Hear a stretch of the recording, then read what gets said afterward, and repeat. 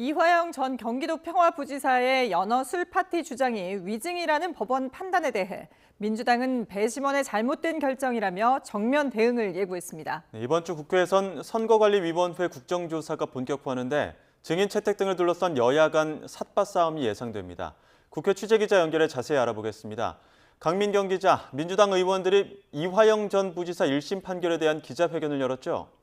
네, 조작기소 국정조사 특위 소속 민주당 의원 3명은 기자회견에서 연어 술 파티가 위증이라고 판단했지만 실질적으로는 무죄, 즉 술 파티는 있었다고 거듭 강조했습니다. 술이 제공되었는지에 대해 배심원이 4대3으로 위증 유죄 판결이 나왔는데 이 3명이 무죄를 주장했다면 판결 결과는 합리적 의심이 없는 정도로 위증임이 증명됐다라고 볼 수는 없다는 겁니다. 이 경우 재판부는 배심원 판결을 참고만 해야 했는데 다수결을 그대로 적용해 유죄를 선고해버렸다며 항소심에서는 무죄가 선고될 가능성이 매우 크다고 거듭 강조했습니다.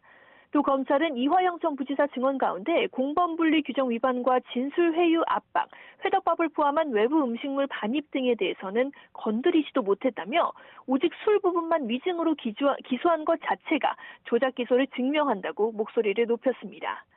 국민의힘은 유죄 판결이 나왔다는 사실에 집중하며 조작 기소 프레임이 결국 대국민 사기극이었다는 게 드러났다고 거듭 강조했습니다.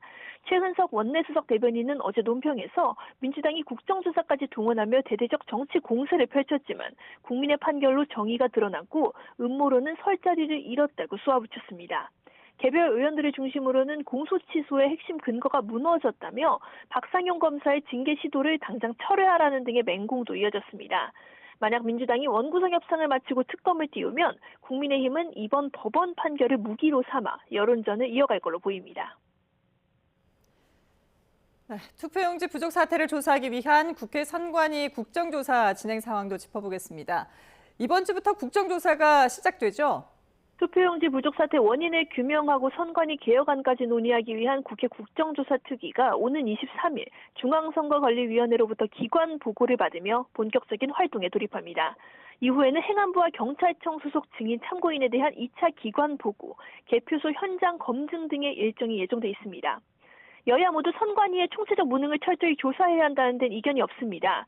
하지만 선관위에 집중하려는 민주당과 달리 국민의힘은 선거주무부처 행정안전부, 나아가 이재명 정부를 향한 공세를 벼르는 상황입니다.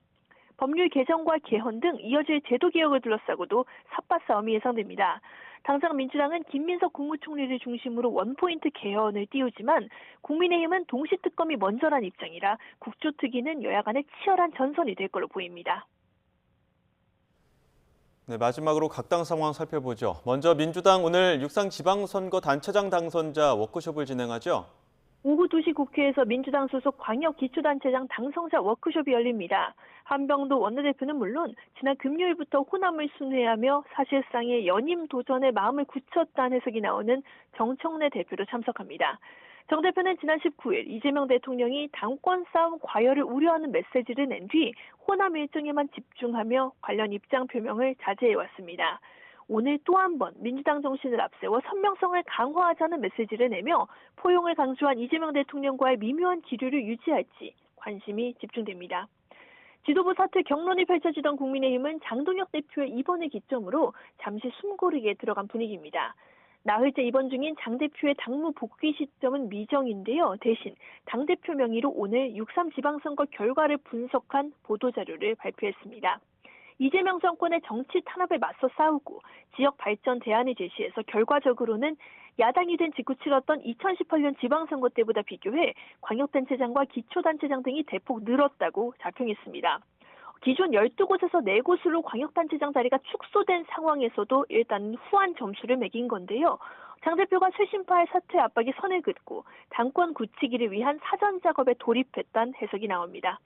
장 대표는 퇴원해서 당무에 복귀하는 대로 정책위의장과 대변인단 등 당직 개편을 검토하고 있는 걸로 알려졌습니다. 지금까지 국회에서 YTN 강민경입니다.